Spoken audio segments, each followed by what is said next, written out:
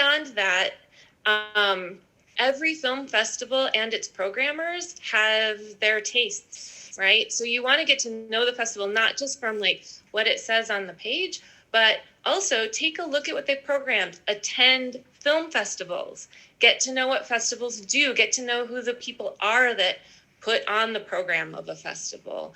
And really, you know, I hate to say it's like part amazing film and part luck, but sometimes it's having the film at the right place at the right time, right? Like that's really the key to it. The right person has to see it, has to champion it, and it has to fit in the program. I'm going to say this again with all respect. A lot of amazing films do not get programmed. Yeah, I have to agree with that, and it's actually interesting you mentioned that. I actually had a filmmaker who submitted a documentary last year to our festival. I thought it was really good, but for the sake of programming and time, I wasn't able to get it in. But this year, the documentary became so much more relevant that I emailed him and said, "Hey, submit the film again."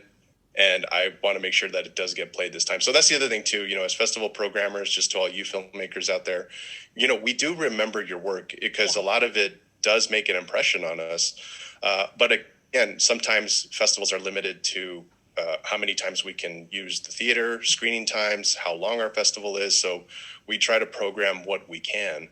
So with that, Chad, I wanted to kind of move on to you, since you, like Gene, also program. I believe you program for two festivals, Hill Country and Lone Star. And since you mentioned that Hill Country is a little bit more intimate, is there a programming difference? Is there niche? Is there genre?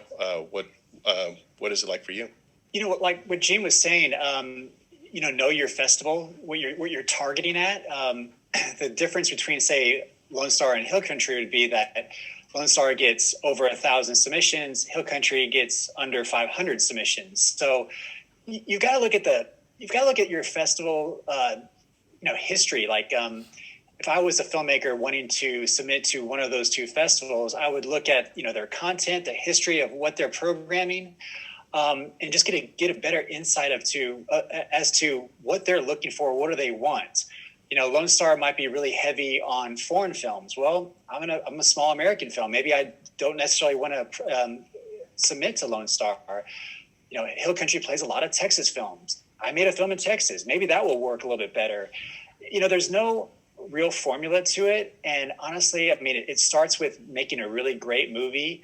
And then, again, like Gene was saying, there's a little bit of luck there. And it is really kind of the right film at the right time for the festival in this season.